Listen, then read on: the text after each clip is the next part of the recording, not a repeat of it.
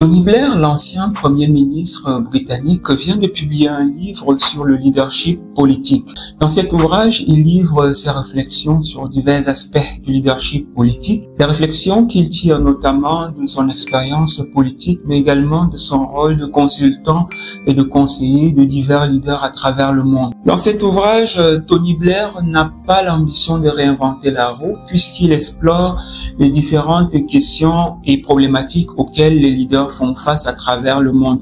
Ces questions concernent entre autres la prise de décision politique, la constitution des équipes gouvernementales, la formulation des stratégies. Ce qui est intéressant dans ce livre, c'est que Tony Blair propose des conseils pratiques et des anecdotes qui peuvent servir de socle et de base sur lesquels les nouveaux leaders peuvent s'asseoir pour pouvoir construire leur propre modèle de leadership et ainsi traverser avec une certaine aisance ce qu'il appelle les différentes phases du voyage du leadership. Dès l'introduction de son livre, Tony Blair fait allusion à ce qu'il considère comme étant le voyage du leadership, un voyage constitué de 3 étapes clés. La première étape pour lui correspond à l'étape de l'humilité. Tony Blair nous dit tout simplement ici qu'elle correspond à l'étape où un homme politique acquiert une position de leadership. À ce moment, il ne connaît pas grand-chose de cette position ou très peu. Il est donc obligé d'apprendre.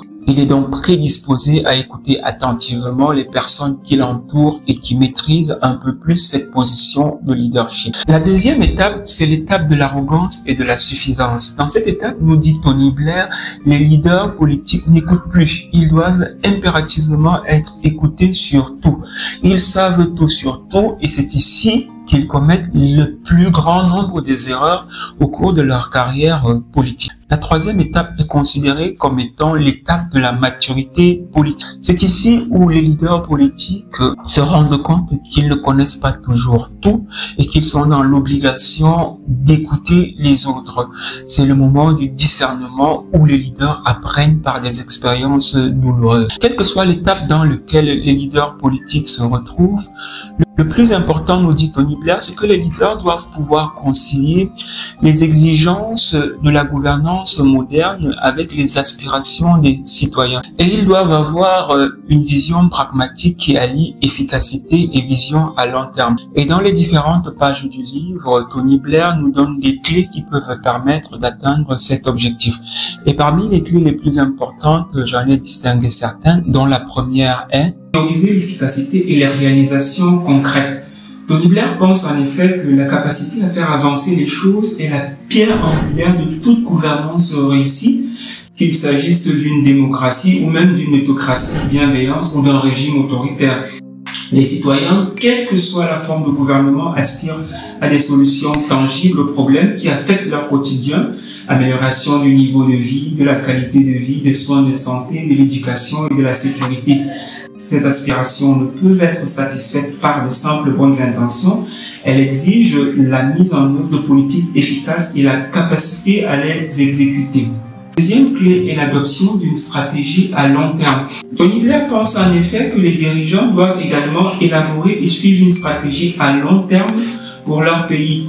La stratégie est considérée selon lui comme étant un pilier du leadership. Et cette stratégie doit guider toutes les actions du gouvernement et garantir que les nécessités politiques du moment ne compromettent pas les objectifs stratégiques essentiels.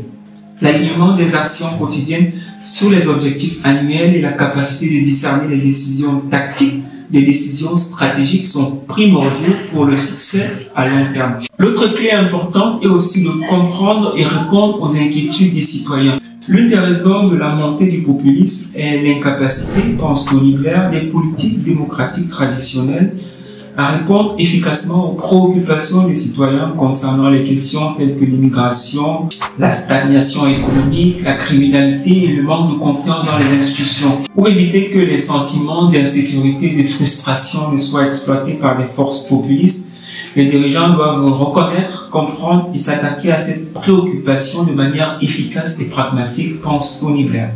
L'autre point important est qu'il faut s'adapter à la révolution technologique du XXIe siècle. Cette révolution ouvre des opportunités sans précédent pour résoudre des problèmes auparavant insolus et transformer la relation entre l'État et les citoyens.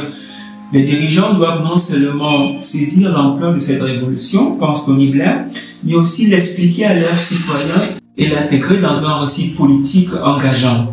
L'adoption des technologies telles que l'intelligence artificielle peut transformer les programmes politiques, améliorer l'efficacité de la gouvernance et répondre aux attentes croissantes des citoyens en matière de services publics.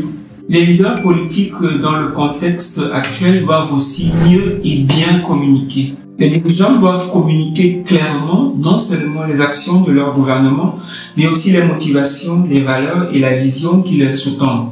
Tony Blair pense ici qu'il ne s'agit pas seulement de diffuser des informations, mais de créer un récit qui explique pourquoi et pas seulement quoi. En communiquant efficacement, les dirigeants peuvent créer un sentiment de confiance, de compréhension et de participation parmi les citoyens, ce qui est essentiel pour surmonter les défis et réaliser des changements durables. Enfin, l'une des clés importantes est que les leaders doivent prendre la mesure des défis du leadership. Le leadership, pense Tony Blair, est une fonction exigeante et stressante qui impose de lourdes responsabilités et expose les dirigeants à une pression permanente. Il est crucial de développer donc des mécanismes d'adaptation, de préserver un équilibre personnel et de cultiver des qualités essentielles du leadership. Il souligne à cet effet l'importance d'avoir ce qu'il appelle un hinterland, c'est-à-dire des centres d'intérêt et des activités en dehors de la politique pour faire face au stress du leadership. Personnellement, il évoque sa passion pour la guitare, la lecture, le cinéma et son désir d'apprendre de nouvelles choses comme des éléments importants de son hinterland.